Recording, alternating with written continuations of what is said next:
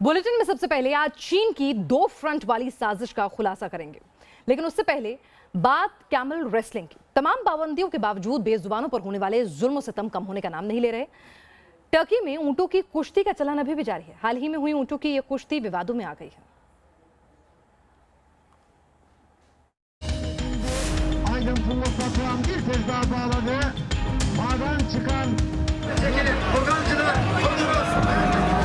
Wrestling ring में भिड़ते 2 योद्धा, एक दूसरे को चित करने की कोशिश।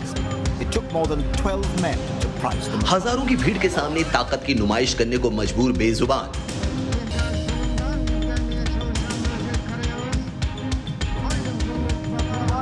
ऊंटों की कुश्ती की ये तस्वीरें तुर्की की हैं। एक तरफ एनिमल राइट्स एक्टिविस्ट इस कुश्ती के खिलाफ अभियान छिड़े हुए हैं, लेकिन बेजुबानों पर जुल्म लगातार जारी है। हालांकि तुर्की में ऊंटों की इस कुश्ती को सरकार की हरी झंडी मिली हुई है। गो तुर्की टूरिज्म अभियान के तहत कैमल रेसलिंग पर सरकार की मोहर है। 10 से 15 मिनट की इस रेसलिंग में दोनों ऊंटों में एक दूसरे को पटखनी देने के लिए जोर आजमाइश होती है।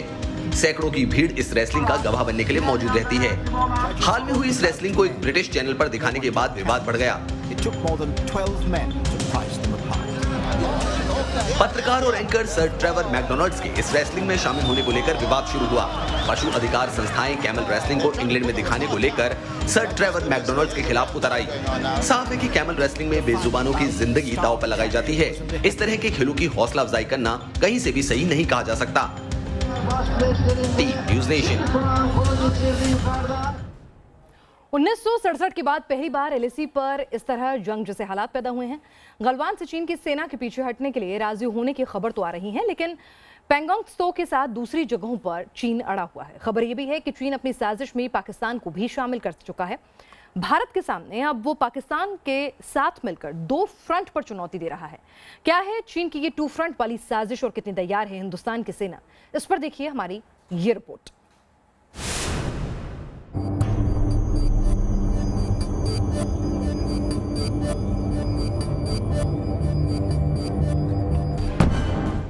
एलएसी पर तनाव, एलओसी पर नजर।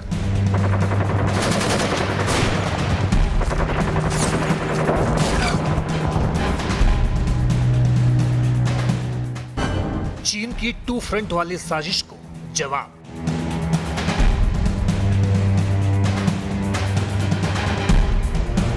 तिरपन साल बाद इस तरह एलएसी पर संघर्ष के हालात पैदा हुए हैं। लद्दाख में भारत और चीन की सेनाएं आमने सामने हैं। दोनों तरफ सैनिकों और हथियारों का जमावड़ा है। भारत चीन की हर हरकत को जवाब देने के लिए तैयार है। एलएसी पर चुनौती पड़ी है, लेकिन एलओसी पर भी नजर रखनी है। चीन के साथ भारतीय सेना पाकिस्तान की किसी भी नापाक हरकत का मुंह तोड़ जवाब देने के लिए पश्चिमी मोर्चे पर सतर्क है। 2 मोर्चों पर चुनौती है। खबरों के मुताबिक भारतीय सेना ने एलएसी पर चीन की साजिशों को जवाब देने के लिए 30,000 से ज्यादा पैदल सैनिक, इसके साथ फॉरवर्ड पोजीशंस पर टैंक और तोपों की भी तैनाती की गई है। बताया जा रहा है कि एलएसी और एलओसी पर पर्याप्त तैनाती है। रक्षा विशेषज्ञों के मुताबिक चीन की सेना ने गलवान और देपसांग में घुसपैठ की साजिश रची है। इसका मकसद उत्तरी लद्दाख से पीओके तक लिंक तैयार करना हो सकता है। पाकिस्तान और चीन का सालों से सैन्य गठजोड़ रहा है। उसके साथ ही चीन ने पाकिस्तान में बहुत बड़ा निवेश किया है, लिहाजा हिंदुस्तान में 2 फ्रंट वॉर की चर्चा होती रही है। मीडिया रिपोर्ट्स के मुताबिक पिछले 1 दशक में रक्षा संबंधी संसदीय स्थायी समिति की रिपोर्टों में चीन और पाकिस्तान के संयुक्त खतरे की बात कही गई है। रिपोर्ट में यह भी कहा गया है कि अगर चीन भारत के खिलाफ आक्रामक अभियान शुरू करता है तो पाकिस्तान की तरफ से शत्रुता बढ़ने की आशंका है। भारतीय सेना चीन और पाकिस्तान के संयुक्त खतरे को कंटीजेंसी 3 के रूप में परिभाषित करती रही है। चीन और पाकिस्तान के नापाक गठजोड़ के खिलाफ बड़ी तैयारियां भी होती रही। 2018 में वायुसेना का गगन शक्ति युद्ध अभ्यास इसी का हिस्सा था। इसमें एयरफोर्स के 500 से ज्यादा लड़ाकू विमानों सुखोई 30, मिग-21, मिग-29, जगुआर और मिराज ने हिस्सा लिया था। लड़ाकू विमानों के अलावा बड़े परिवहन विमान 17 ग्लोबमास्टर, C-130J सुपर हार्क्यूलिस भी अभ्यास में शामिल हुए थे। 2 फ्रंट वॉर की तैयारी के लिए ही यह अभ्यास हुआ था।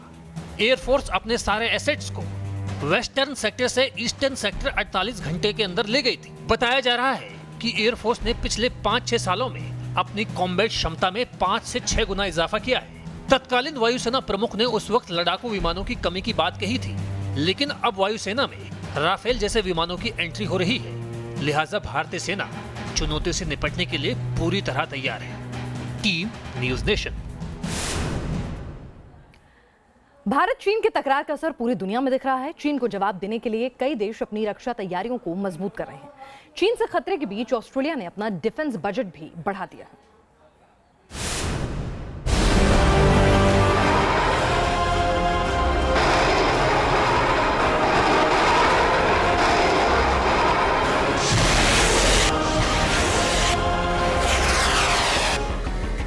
एलएसी पर भारत चीन के तनाव का ग्लोबल असर।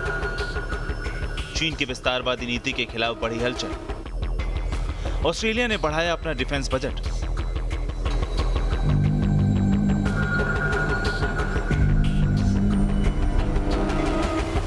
चीन के विस्तारवाद से पूरी दुनिया को खतरा है। हिमालय से लेकर दक्षिण चीन सागर तक चीन की चाल का जवाब देने की तैयारी हो रही। चीन की नीतियों की वजह से ऑस्ट्रेलिया के साथ उसके रिश्ते बेहद खराब हो चुके हैं। चीन को जवाब देने के लिए ऑस्ट्रेलिया ने अपने रक्षा बजट को बढ़ाया है। ऑस्ट्रेलिया के प्रधानमंत्री स्कॉट मॉरिसन ने कहा है, दक्षिण और पूर्व चीन सागर में भी चीन क्षेत्रीय विवाद में उलझा हुआ है। हिंद प्रशांत क्षेत्र में चीन का बढ़ता सैन्य और आर्थिक प्रभाव क्षेत्र कई देशों के लिए चिंता का विषय है। आगामी दशक में देश की रक्षा क्षमताओं के आधुनिकीकरण के लिए 270 अरब ऑस्ट्रेलियाई डॉलर का निवेश किया जाएगा। रणनीतिक रूप से महत्वपूर्ण हिंद प्रशांत क्षेत्र में चीन के आक्रामक तीव्रों को रोकने या जवाबी कार्रवाई करने के लिए कदम उठाया जाएगा।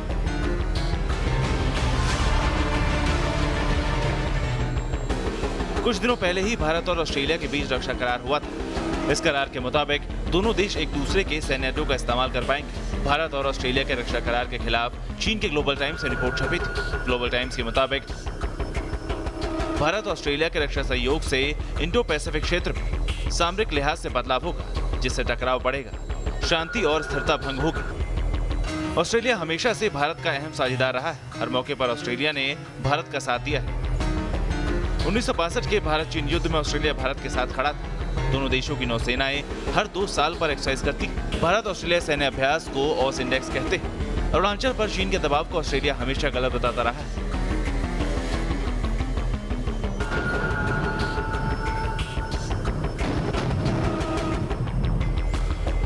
चीन के बढ़ते प्रभाव और उसके विस्तारवाद से भारत और ऑस्ट्रेलिया दोनों को खतरा है। दोनों देश अपने सैन्य शक्ति को बढ़ा रहे हैं। इसके साथ ही आपसी तालमेल को भी नई ऊंचाई दे रहे हैं। Team news nation. पूरी दुनिया चीन के खिलाफ एकजुट हो रही है। चीन की विस्तारवादी नीति के खिलाफ सुपर पावर अमेरिका का सबसे सख्त बयान आया है। दुनिया के 27 देश हैं जो चीन के खिलाफ एकजुट हो गए हैं। मानवाधिकार आयोग में इन देशों ने चीन के खिलाफ मोर्चा खोलने का फैसला लिया है।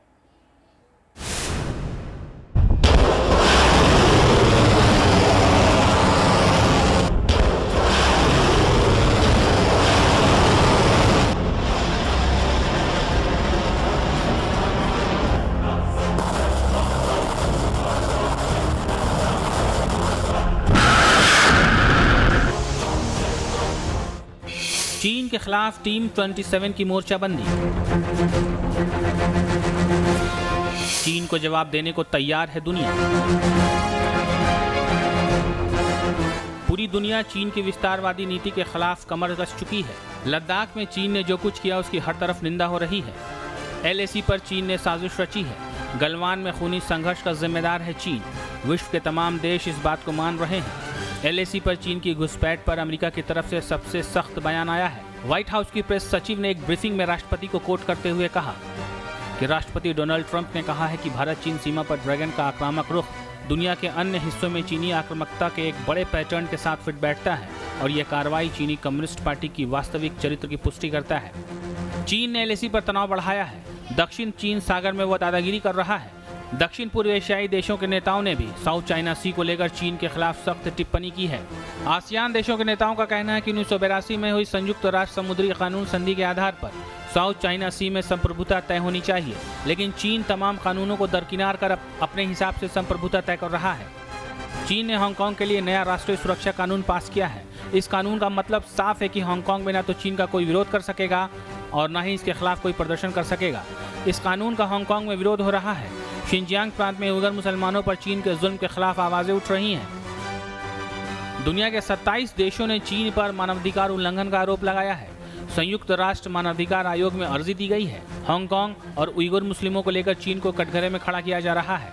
जिस तरह नाजी जर्मनी की नीतियों के खिलाफ दुनिया एकजुट हुई थी, वही माहौल अब जिनपिंग की अगुवाई वाली चीन के खिलाफ नजर आ रहा है। Team news nation. गलवान में हिंद के बलवानों से मुंह की खाने के बावजूद चालबाज चीन सुधर नहीं रहा। मेड इन चाइना सामानों के बहिष्कार और चाइनीज ऐप्स के भारत में बैन से चीन की बौखलाहट और बढ़ गई है। दावा किया जा रहा है कि चीन अब साइबर अटैक की साजिश में जुट गया है।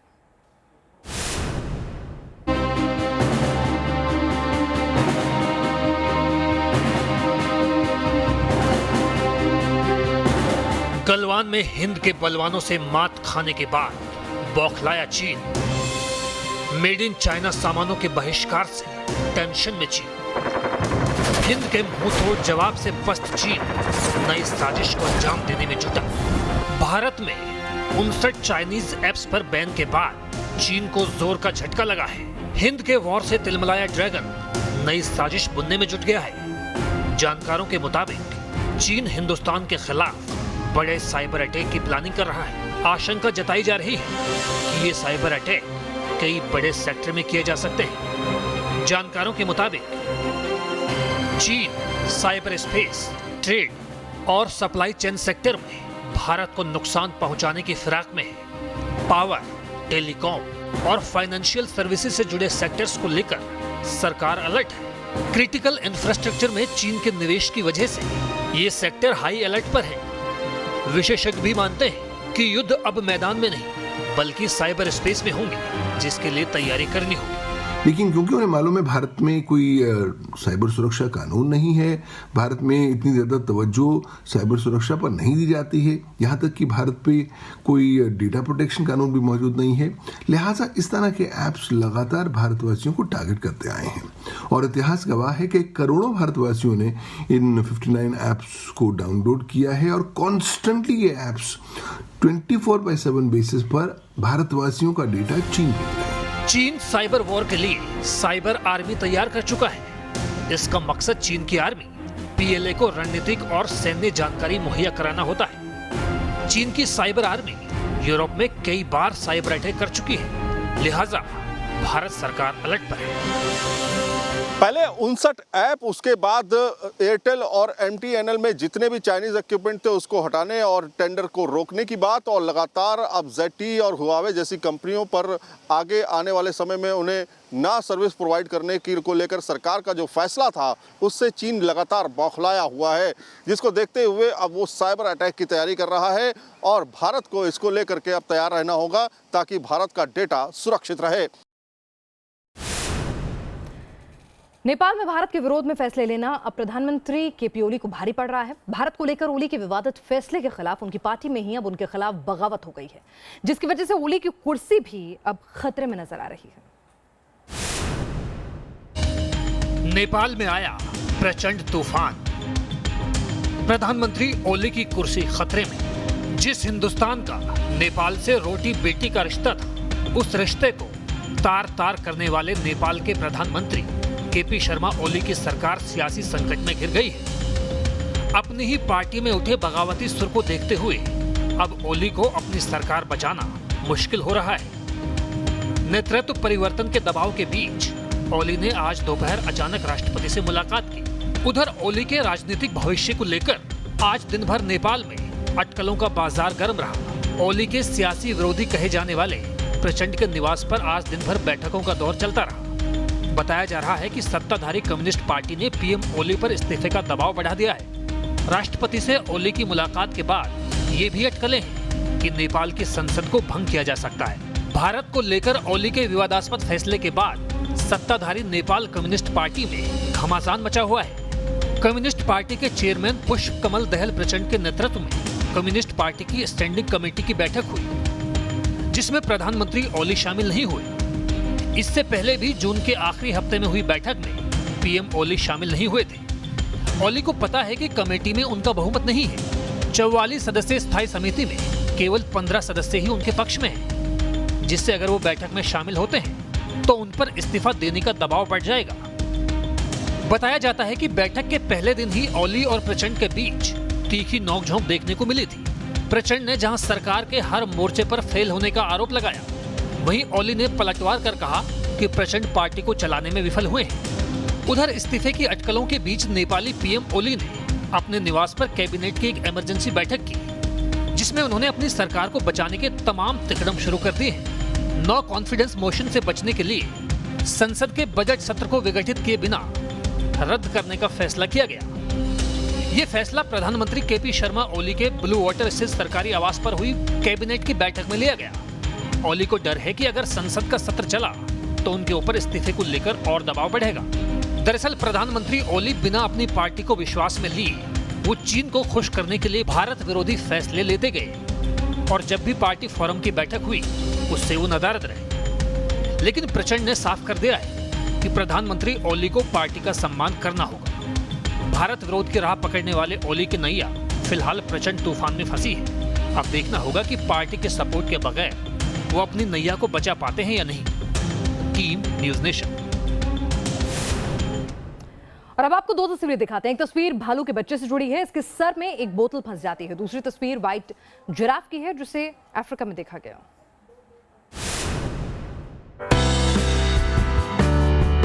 भालू के बच्चे का सिर एक बड़ी सी बोतल में घुस गया है। बोतल के साथ वो नदी पार करने की कोशिश कर रहा है। अमेरिका के विस्कॉन्सिन की तस्वीर है। फिशिंग के लिए नदी में गए एक परिवार की जब भालू के बच्चे पर नजर पड़ी तो वो उसकी मदद करने में जुट गए। भालू के बच्चे की जान को खतरा है। बोतल में लगातार पानी भरता जा रहा है। बोतल पर फिसलन होने की वजह से उसे निकालने में मुश्किल आ रही है, लेकिन ये परिवार पूरी शिद्दत से उसे बचाने की कोशिश में जुटा हुआ है। आखिरकार उन्हें सफलता मिल जाती है। भालू के बच्चे के सिर से बोतल निकाल ली जाती है।